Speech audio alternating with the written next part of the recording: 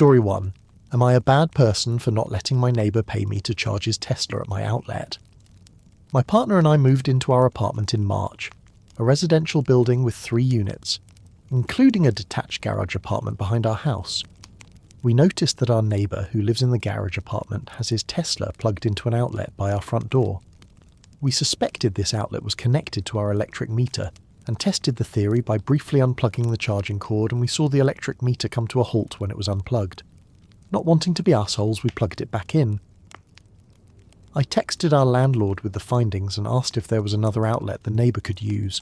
She responded that the neighbour sent her a screenshot of his Tesla app showing an estimate of $19 in charging for the month, and that he was willing to pay us $20 a month until there was a long-term solution. Landlord would have an electrician come to confirm findings and establish a long-term solution for his car charging. The neighbour texted me saying this had been brought to his attention, and he had no idea he was using our outlet. He had been using it for 2 years, and it was never mentioned it to him.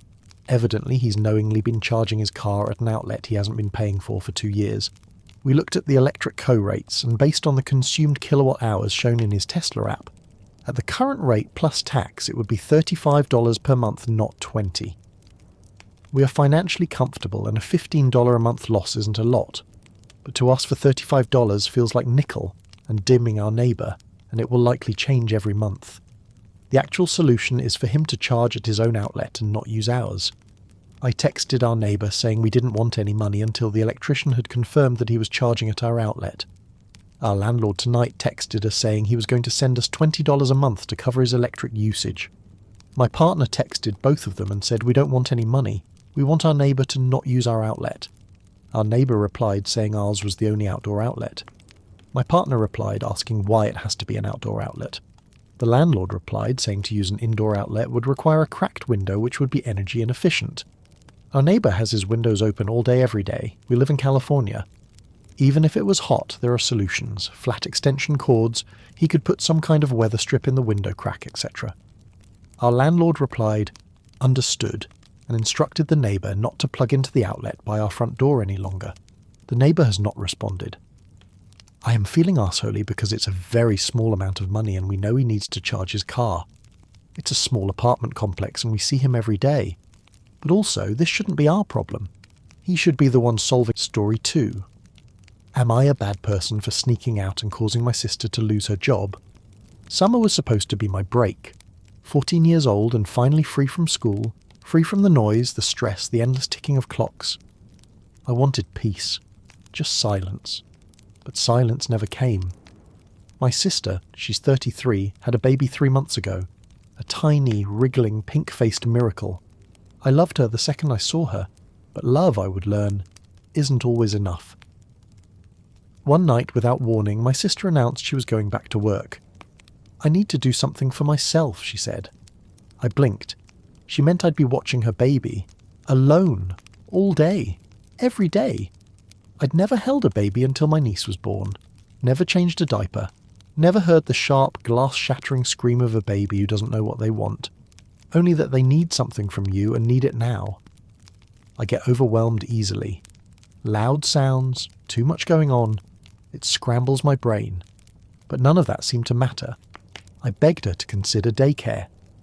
It's too expensive, she said flatly. So I tried. God, I tried. I told myself I could handle it, that it wouldn't be that bad. But that was before the insomnia, before the paranoia crept in, before I started waking up in cold sweats at the sound of her breathing changing in the crib. What if she choked? What if she stopped breathing and I was asleep? What if something happened and it was my fault? I told my mom how I felt. She said I had to deal with it. She and my sister work night shifts, same job, same exhaustion. And when they get home, they collapse into silence and expect me to keep going. They told me to sleep while babysitting, as if I could. Even my dad, who's barely home, always travelling for steelwork, told me I shouldn't complain. He meant well, but he wasn't here. None of them really were, so I snapped, quietly, desperately. The night before my sister's shift, I packed a bag. Just a few things. No note, no dramatic goodbye. Just the sound of my own breath and the front door closing behind me. I walked through the empty streets and headed straight to my best friend's house. She didn't ask questions. She just opened the door and let me in. And for the first time in weeks, I slept. When I came back the next morning, the world had shifted. Missed calls, dozens, voicemails, angry, panicked, some tearful. My mum's eyes were like thunder. My sister looked betrayed.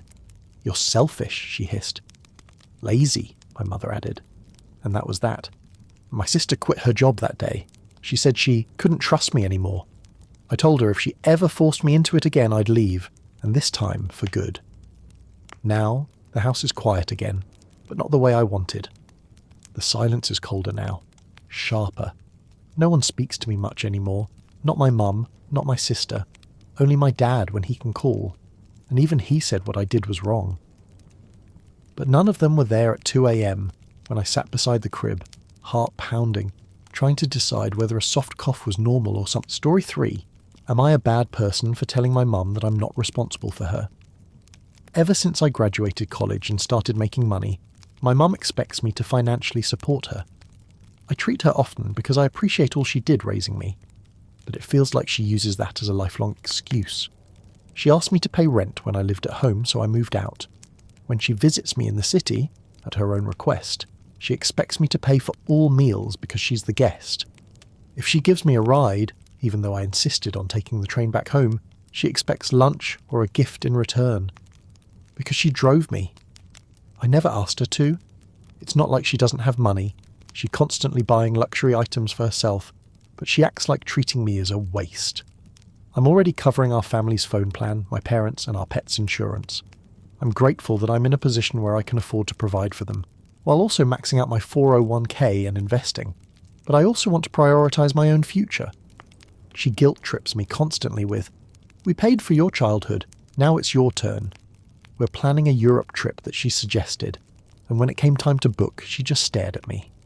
I ended up offering to cover everyone's flights and hotels, but instead of being thankful, she acts like it's expected.